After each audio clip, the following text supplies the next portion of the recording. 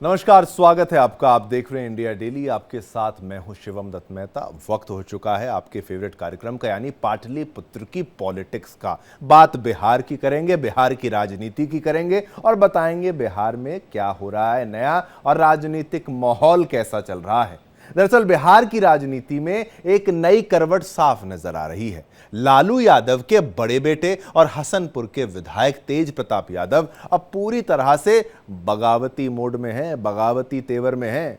Party से निकाले गए तेज प्रताप अब 5 छोटे दलों के साथ मिलकर 2025 के विधानसभा चुनाव में ताल ठोक रहे हैं। उन्होंने टीम तेज प्रताप के नाम से एक नया राजनीतिक मंच तैयार किया है। अब सवाल यह है, क्या ये मंच बिहार की राजनीति में तीसरा मोर्चा बन पाएगा या सिर्फ सियासी शोर बनकर रह जाएगा? क्योंकि एक महत्वपूर्ण नेता के तौर पर काफी लोग उनको जानते हैं, काफी लोग उनको पसंद करते हैं। चाहे विवादों में बने रहें, लेकिन सुर्खियों में लगातार वो बने रहते हैं।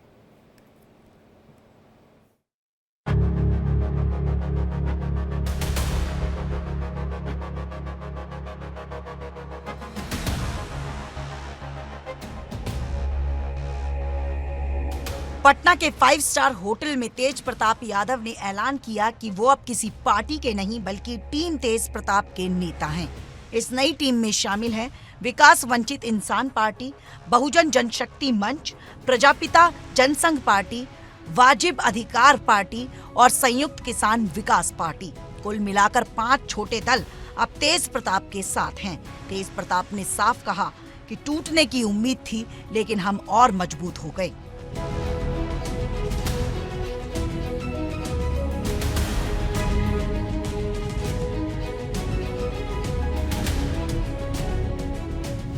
सभी लोगों ने टीम तेज प्रताप यादव को समर्थन करने का काम किया है। साथ रह करके आगे की जो लड़ाई है उसको लड़ने का काम करना है। बहुत सारी चुनौतियां हैं और हम देख रहे हैं, सब लोग जानते हैं, पूरे बिहार के नहीं पूरे देश के लोग जानते हैं कि किस तरीके से मेरे साथ अन्याय हुआ है। आगे जो लड़ाई है उसको लड़ने का काम करना है।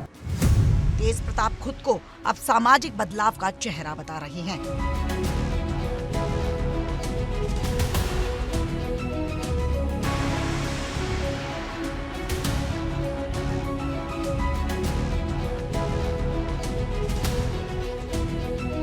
प्रेस कॉन्फ्रेंस में उन्होंने लोहिया, जेपी और कर्पूरी ठाकुर की विचारधारा की बात की। महुआ से फिर से चुनाव लड़ने का ऐलान किया।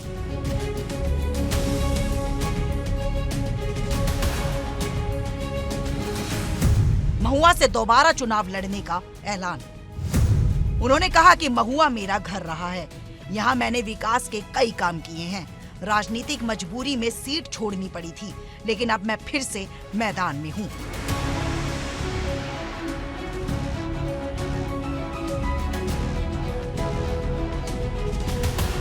गौरतलब है कि वर्तमान में महुआ से आरजेडी विधायक हैं मुकेश रोशन, जो तेजस्वी यादव के बेहद करीबी हैं। तेज प्रताप ने उन पर निशाना साधते हुए कहा कि जनता असली और नकली में फर्क समझती है। हमने महुआ से चुनाव लड़ने का हमने बिगुल फूका और पूर्व में हमने महुआ के लिए बहुत काम किया। और भी दलें हैं, जब चुनाव आता है तो सब लोग अपने अपने तरीके से साथी खोजने का काम करता है। तो इनको कुछ ऐसा लगा होगा कि टीम तेज प्रताप यादव से जुड़ेंगे तो हम लोग का भी बेड़ा पार है। हमारा एक ही सीट है, लड़ेंगे तो हम एक ही सीट से। हमने बोल दिया कि हम कहां से लड़ने वाले हैं सब जगह। तो हम उस सीट को, हम क्या, वहां की जो जनता हमको चुनने का काम किया। पूर्व में हमने वहां मेडिकल कॉलेज दिया, सड़क की क्या दुर्गति थी। आज के डेट में लोग जा करके देखेंगे तो वहाँ क्या स्थिति है। महुआ पातेपुर रोड जा करके देखेंगे, अस्पताल को बनाने का काम किया, एम्बुलेंस वहां देने का हमने काम किया।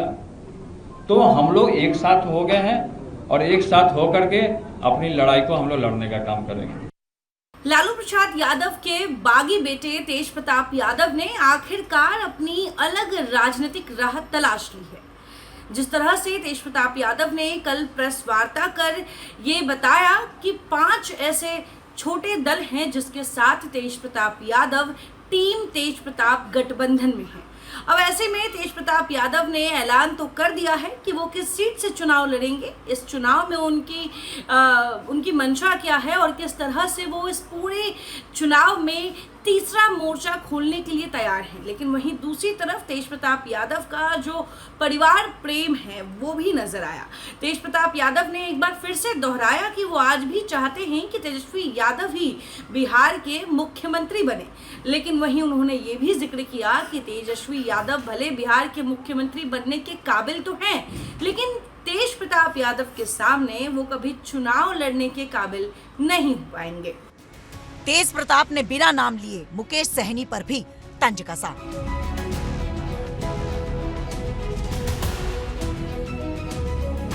उन्होंने कहा कि असली वीवीआईपी ये हैं, नकली नहीं। तेज प्रताप के साथ खड़े प्रदीप निषाद ने कहा, हम मिलकर चुनाव लड़ेंगे और जीतेंगे। प्रदीप निषाद जी की जो ओरिजिनल पार्टी है, यही ओरिजिनल पार्टी है। अभी एक बहरूपिया है जो वीआईपी पार्टी बना के घूम रहा है। असली जो पार्टी, नहीं हंसने वाली बात नहीं, असली जो पार्टी है इन्हीं का है। और पूरे निषाद भाइयों में, आदरणीय पूजनीय निषाद भाइयों में इनका पूरे तरीके से पकड़ है। हमने इस चीज को देखा है, तभी मैं इनके साथ आया हूं कि ये सही में जनता का सुनने का काम कर रहे हैं। लगातार सड़कों पे उतर गए हैं, लगातार लोग के पास जा रहे हैं, लगातार लोगों का मदद कर रहे हैं। मुकेश जी को देखिए भाई, मुकेश जी को हमने अमानत के तौर पे महुआ सौंपा था। कोई ऐसी स्थितियां वहां उत्पन्न चल गई पॉलिटिकल, जिसके कारण हमको छोड़ना पड़ा। मैं हसनपुर चला गया। अब महुआ के लिए वो रोने गाने से थोड़े कुछ होगा, रोने गाने से इंजीनियरिंग कॉलेज बन जाएगा। अरे इंजीनियरिंग कॉलेज हम देंगे, मेडिकल कॉलेज हमने खोला। पूरी बिहार की जनता ने देखा कि किसके कार्यकाल में कौन स्वास्थ्य मंत्री बना तो कौन क्या काम किया। तेज प्रताप ने यह भी कहा कि वो पुराने रिश्तों को नहीं भूले हैं। लालू और राहुल गांधी को उन्होंने खुला ऑफर किया कि अगर वो सामाजिक बदलाव की इस लड़ाई में साथ आना चाहें तो दरवाजा खुला है। लेकिन बीजेपी और जेडीयू को उन्होंने साफ नकार दिया।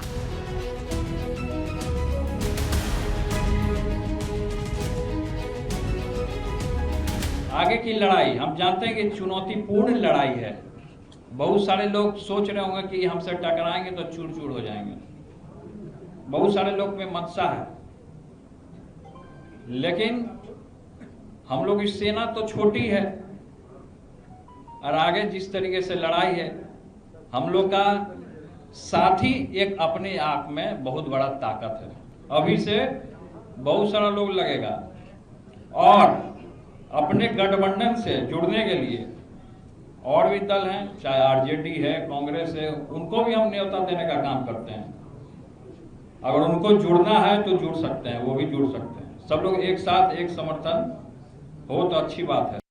तेज प्रताप यादव ने कल प्रेस वार्ता के दौरान कई मुद्दों पर बात रखी, जहां एक तरफ मुकेश सहनी का बिना नाम लिए उन्होंने उनको घेरने की कोशिश की, तो वहीं उन्होंने ये भी बताया कि कितनी मजबूती के साथ वो इस बार विधानसभा चुनाव में 243 सीटों पर चुनाव लड़ने जा रहे हैं। लेकिन वहीं दूसरी तरफ तेज प्रताप यादव का परिवार प्रेम भी साफ नजर आया। उन्होंने एक बार फिर से बिहार की जनता को याद दिलाया कि तेज प्रताप यादव आज भी चाहते हैं कि तेजस्वी यादव ही बिहार के अगले मुख्यमंत्री बने। लेकिन तेज प्रताप यादव ने साथ में ये भी जिक्र किया कि अगर कांग्रेस और आरजेडी इच्छुक है तो वो तेज प्रताप टीम के साथ गठबंधन में आ सकती है। यानी कि तेज प्रताप यादव ने खुले तौर पर राजद यानी कि अपने ही पारिवारिक पार्टी को, जिससे उन्हें बेदखल कर दिया गया है, और दूसरी तरफ कांग्रेस जो कि महागठबंधन के सहयोगी दल है, दोनों को टीम तेज प्रताप यादव गठबंधन में शामिल होने का ऑफर भी दिया है। बिहार की राजनीति अब तक दो ध्रुवीय रही है, एक तरफ एनडीए और दूसरी तरफ महागठबंधन। ऐसे में तेज प्रताप का नया गठबंधन क्या तीसरे विकल्प के रूप में उभरेगा या वोट कटवा साबित होगा? 2020 के विधानसभा चुनाव में छोटे दलों का कुल वोट शेयर लगभग 5 से 6% रहा है। राजनीतिक विश्लेषकों का मानना है कि बिना मजबूत कैडर और जमीनी संगठन के सिर्फ गठबंधन से चुनावी सफलता मिलना बेहद मुश्किल है। हाँ, विशेषज्ञ ये जरूर मानते हैं कि छोटे दलों की ताकत भले ही सीमित हो, लेकिन 15 से 20 सीटों पर प्रभाव जरूर डाल सकते हैं, खासकर यादव, निषाद और अति पिछड़ा वर्ग वाली सीटों पर।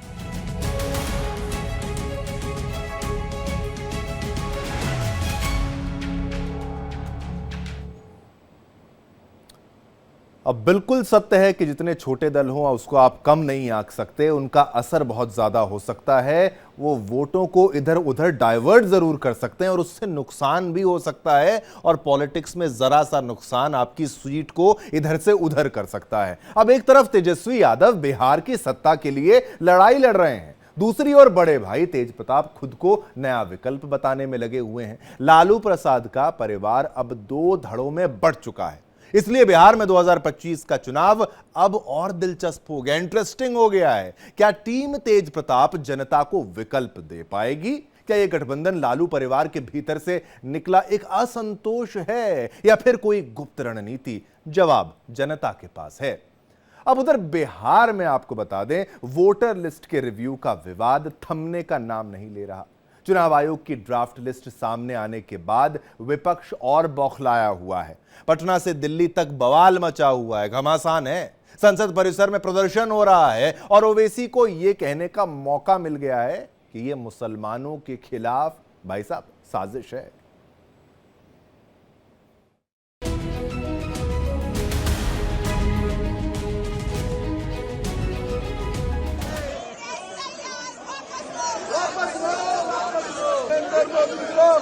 जवाब दो, देना होगा।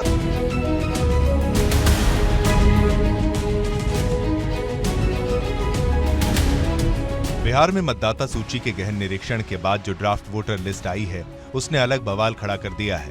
इस वोटर लिस्ट से 65 लाख से ज्यादा नाम कट गए हैं। विपक्ष का आरोप है कि यह सरकार के इशारे पर चुनाव आयोग की साजिश है।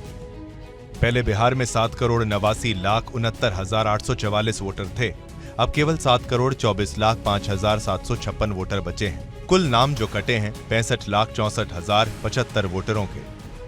हम लोग पिछले कई हफ्ते से बोल रहे हैं कि चुनाव आयोग सत्तारूढ़ दल भाजपा और एनडीए के सहयोगी दलों के साथ मिलकर बिहार के उन लोगों का नाम वोटर लिस्ट से काटने की कोशिश कर रहा है जिसको समाज में हम लोग वंचित, गरीब या प्रवासी जानते हैं। जो बिहार के लाखों बच्चे बाहर गए हैं मजदूरी करने, सरकार को मालूम है कि वो वापस आएंगे तो एनडीए के खिलाफ वोट करेंगे, इसीलिए उनका नाम काटने का प्रयास हो रहा है। लेकिन मैंने ये पहले भी कहा है, सुप्रीम कोर्ट ने कह दिया कि जिसके पास भी आधार कार्ड है उसका नाम वोटर लिस्ट में रहेगा।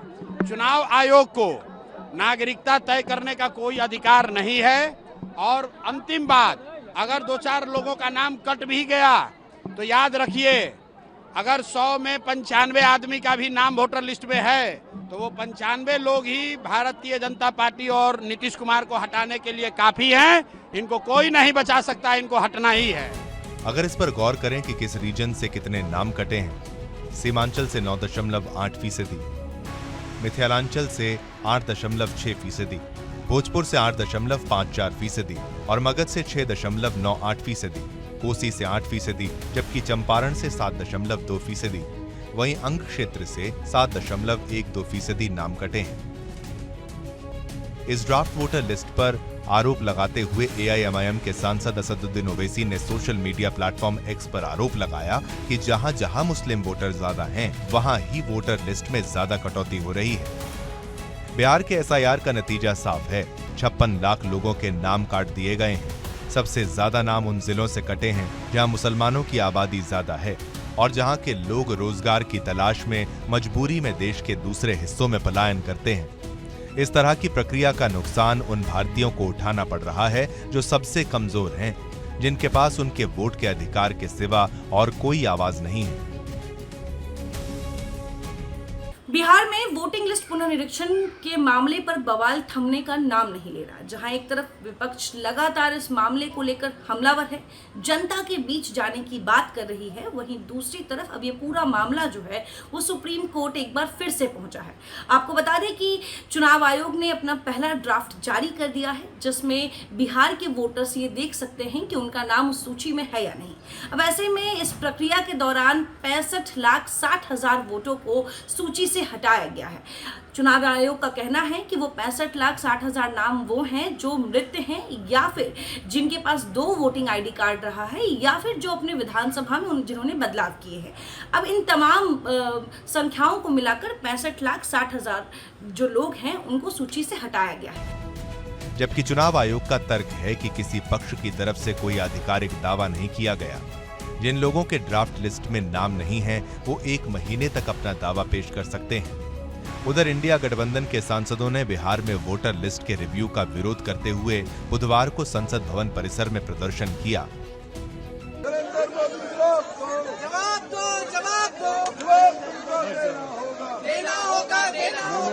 आप डेमोक्रेसी को खत्म करने की जिद पर अड़े रहो, आप चोरी करते रहो, आप बीजेपी को सरकार बनाने के लिए सारे संवैधानिक दायित्व का को रौंदते रहो, तो क्या संविधान की रक्षा के लिए ही चुनाव होता है ना, लोकतंत्र बचाने के लिए? और जब लोकतंत्र और संविधान की रक्षा नहीं कर पाए तो सदन चल के क्या फायदा? जब आप झूठ बोल के सदन 3-3 महीना नहीं चलने दिए थे, तो आज तो सच्चाई सब कुछ दिख रहा है। एक एक सच्चाई कहाँ चोरी हुआ। जो मर गया वो वोटर लिस्ट में नाम है, जो जिंदा है वो मर गया। बाप रे बाप, अजीब कहानी, अजीब खेल खेल दिया भाई। तो एसआईआर तो समझिए कि इस देश के लिए, डेमोक्रेसी के लिए खतरा बन गया है। संसद के मकर द्वार के निकट हुए इस विरोध प्रदर्शन में समाजवादी पार्टी के अध्यक्ष अखिलेश यादव, कांग्रेस महासचिव प्रियंका गांधी वाड्रा और कई और दलों के सांसद शामिल हुए। विपक्षी सांसदों ने एक बड़ा बैनर ले रखा था जिस पर लिखा था डिस्कशन नॉट डिलीशन, यानी बहस कराओ नाम ना मिटाओ लिखा था। कांग्रेस सांसद प्रियंका गांधी ने आरोप लगाया कि सरकार न कुछ सुन रही है न कह रही है। अगर डिस्कशन होगा तो विपक्ष के विचार भी सामने आएंगे। पार्लियामेंट चला नहीं पा रहे, ट्रंप जी का सामना नहीं कर पा रहे, क्या हो गया? इतने दुर्बल हो गए, पार्लियामेंट चला नहीं पा रहे, ट्रंप जी का सामना नहीं कर पा रहे, क्या हो गया? यही आरोप कमोवेश समाजवादी पार्टी के सांसद अखिलेश यादव ने भी लगाया। लोकतंत्र तब मजबूत होगा जब सबका अधिकार जो वोट डालने का वो डालें हम लोग वोट, और जब वोट डालने का ये अधिकार छीना जा रहा है तो हम कहाँ आवाज उठाएं? इससे अच्छी जगह कोई हो सकती है जहां आवाज उठाएं? तो सरकार को सुनना चाहिए और कम से कम जो शिकायतें समय समय पर चुनाव आयोग से की जाती हैं उन शिकायतों पर उन अधिकारियों के ऊपर कार्रवाई करनी चाहिए जो लगातार वोटर लिस्ट के साथ खिलवाड़ कर रहे हैं। विपक्ष अब सवाल कर रही है। विपक्ष चुनाव आयोग से उन 65,60,000 नामों की सूची मांग रही है। उनका कहना है कि जिन नामों को हटाया गया है उनकी भी एक सूची जारी की जाए, ताकि विपक्षी पार्टियां इस चीज को समझ सके कि आखिर किस विधानसभा में कितने लोगों को हटाया गया है और क्या आधार रहा है। लेकिन इस पूरे मामले को लेकर सुप्रीम कोर्ट में भी एक याचिका गई है। सुप्रीम कोर्ट ने चुनाव आयोग को जवाब तलब किया है और पूछा है कि चुनाव आयोग का इस पर क्या कहना है। हालांकि सुप्रीम कोर्ट में जवाब चुनाव आयोग बाद में देगा, लेकिन उससे पहले ही चुनाव आयोग ने एक लेटर जारी कर जवाब दिया है। चुनाव आयोग का कहना है कि इन 6 दिनों में, यानी कि ड्राफ्ट जारी करने के बाद जो ये पूरा महीना शिकायत और बाकी बदलाव के लिए रखा गया है, अब तक कोई भी शिकायत ना तो किसी राजनीतिक बीएलए की तरफ से आया है ना किसी व्यक्ति की तरफ से। तो ऐसे में विपक्ष इस तरह के दावे क्यों कर रही है, और विपक्ष के ये दावे जो हैं वो पूर्ण रूप से निराधार हैं। विपक्षी सांसदों ने वोट चोर, गद्दी छोड़ और एसआईआर वापस लो के नारे लगाए। विरोध प्रदर्शन से पहले विपक्षी नेताओं ने संसद भवन परिसर में बैठक की, जिसमें संसद के मॉनसून सत्र में एसआईआर के खिलाफ आगे की रणनीति पर भी चर्चा की गई। Bureau report, India daily.